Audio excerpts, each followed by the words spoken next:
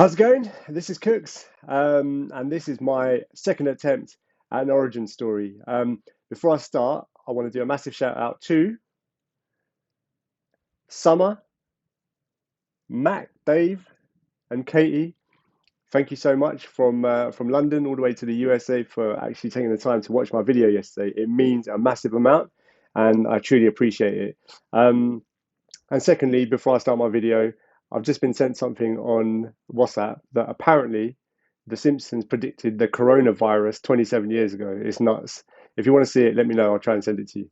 Okay, but on to my story. So, my story today is about how I went from essentially eating crocodiles to now eating plants. And I'm going to refer to my laptop just so that I can get the story right. But I think it's quite a cool story, and hopefully, it relates you guys can relate to it. So I grew up eating meat like most people. No animal was safe. Any type of meat was good for me. Beef, pork, chicken, lamb, you name it. I would eat it because meat was the one. In fact, there was a point where I went on holiday to Kenya and I even ate crocodile because I thought that was the right thing to do. And there were crocodile carcasses hanging in this restaurant. It was like at that time the coolest thing I'd ever seen. I was like, I'm definitely having some crocodile, and I did. And it sounds ironic, but it did taste like chicken. But there you go. I ate some crocodile. Um, and to tell the truth, I did it because like inside I wanted to be strong. I wanted to be big and manly, and eating meat was the right thing to do, and eating crocodile was the most manly thing to do. I thought I wanted to, at that time, really wanted to save the planet and do good things in the world. Um, and from an egotistical point of view, I always wanted to look young forever. I think I've got Peter Pan syndrome. Um, but on the outside, I was always a massive meat advocate.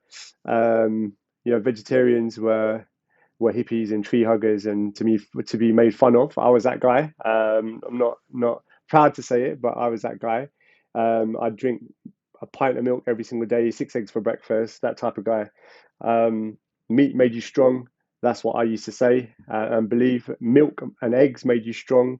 And that's all I used to say. And I'd be eating it, three, four, five, 6 times a day. Um, and yeah, I just had a negative opinion of plants and anything to do with plant food and being vegetarian. It was just, well, now that I've learned, it was marketing, but that was my opinion at the time. And essentially, one Christmas, so this is 2 years ago now.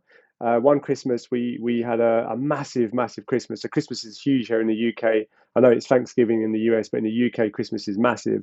And we just got way too much meat. We had enough meat for about 30 people, and there were like 8 of us.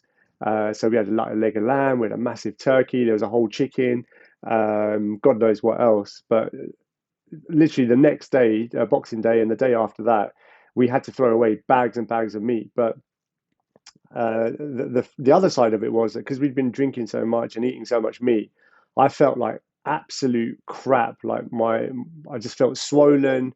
My skin felt horrible and looked horrible. I just felt like I couldn't move, and a strange, feeling overcame me. And I just wanted to eat like natural food, anything that was kind of green and colorful. So I was like hunting fruit, I was hunting salads, anything but like fried and heavily cooked like meats and savory dishes. Um, and somehow I did this for a week without knowing it in absolute secret, and I didn't miss meat. And I thought, well, this is interesting. Let me see how long I can last. And from that point moving forward, it transpired that I didn't actually miss meat. I was still having milk and I was still eating eggs, but I didn't miss meat, and so it continued. Shortly after that, so in this first year where I gave up meat, I tried to do vegan because it seemed like a few people around me were doing it and it was interesting. And I tried it for about a day and it was just crap. Being vegan is terrible. There's no way I can give up milk. There's no way I can give up cheese. No way I can give up eggs because I need eggs to work out every single day, and I'll die if I don't get the protein. And that was me. Um, and so I went back to at least being vegetarian, and I didn't have any meat. The following year, so this is 2018, I think, or 2019, 2018 it was, 2018. We went on holiday to Sardinia, and it was the same thing. I was still vegetarian at this time, but we were in Italy, we were in Sardinia, and all we ate, and I kid you not, was pizza, cakes, and pastries and pasta and just delicious Italian food with lots of wine. And when I got back home to London, I just had that same feeling of craving natural food. I just felt so horrible. Even though I'd enjoyed it, I felt so horrible and I was just craving natural green foods, fruits, like anything but what I had. I just wanted the complete opposite. And it so happened that same week, I think some friends sent us a link to a documentary on Netflix called What the Health, pronounce my words properly. Yeah, What the Health. And I thought, all right, fine, I'll watch it. It's not like a gory type of documentary. I consider it to be um, like a detective type of movie. It's more like a thriller.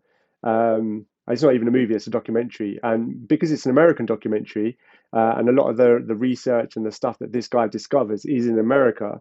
After watching it, I was like, wow, this is so powerful. But I think there might be propaganda. I think this is a load of rubbish. Let me investigate and research it all myself. And so I did. I started researching. I started investigating companies in the UK. I started investigating the meat industry in the UK and the US, the fishing industries, egg, milk industries. And I was just, when I discovered the truth of how my choices and what I was putting in my mouth was having a direct impact on destroying the planet, something inside me changed. And I don't know what it was, but something inside me changed. And I just knew that I couldn't go back. And so from that moment, after doing my research, I stopped eating eggs, stopped eating cheese, and I stopped drinking milk. And it's a bit gross, but milk and cow pus, like research it is gross, but it's really, really interesting. But anyway, it like everything that I learned went against everything that I was taught and read and saw growing up and up until recently. And I just realized how much marketing had influenced my choices and how the research was just in direct conflict to anything that I knew to be true. Um, so much so that I didn't want to believe it. I bought a book called The China Study, and it's a 30-year study that this American guy, had conducted. And this guy grew up in Texas, in meat country, and he was a farmer. Grew up on a cow farm, and he basically conducted this study over 30 years on 8,000 people, and concluded that uh, everything factory farmed animals, factory farm produce was essentially killing us as humans, and the plant-based way of living was the way that we would survive and thrive. And even after reading that, I went to my uncle, who's like a world-renowned cancer research doctor. He's been cancer research doctor for about 30 years or 40 years. He looks like Einstein, really knows his stuff. He talks like this, and he's a really incredible person. And I put everything I learned to him, and he agreed. He agreed everything that I discovered was true, from whey and casein in milk and carcinogens in meat and all these other things. And when he agreed, I was like, this guy is the last person who's going to agree, because he is where I used to be and he will never change. But he agreed with what I was saying. I was like, damn, that's it. I know the truth. I can't go back. And that's my journey from basically eating crocodiles to now eating plants. And when I did it, when I went fully vegan, I actually started boxing. I was boxing 3 times a week, and I was running a mile and a half to the gym, a mile and a half back. So I was running 3 miles every day, sorry, 3 times a week, and I was boxing for an hour and a half, and I had massive amounts of energy.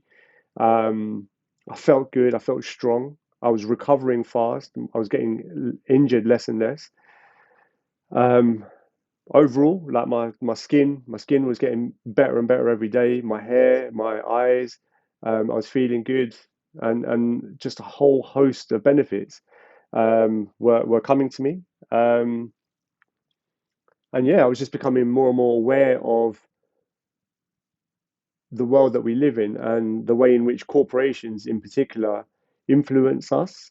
And when I discovered that, it made me a more conscious person, and I suppose a more conscious consumer as well. Because I'm still a consumer, I still buy stuff.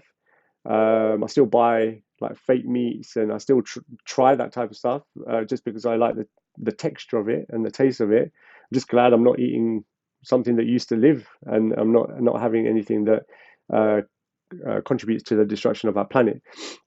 And so that's my journey. And what I've decided to do is actually put together a small pack for anyone who is aspiring to be vegan, or if you're reducing the amount of meat and dairy and eggs and cheese that you're consuming, you want to reduce and you want to know, look, what can I have to replace the things that I love, and why am I deciding to go down this route? Because it's important to know why you want to do it. For me, it's the environment.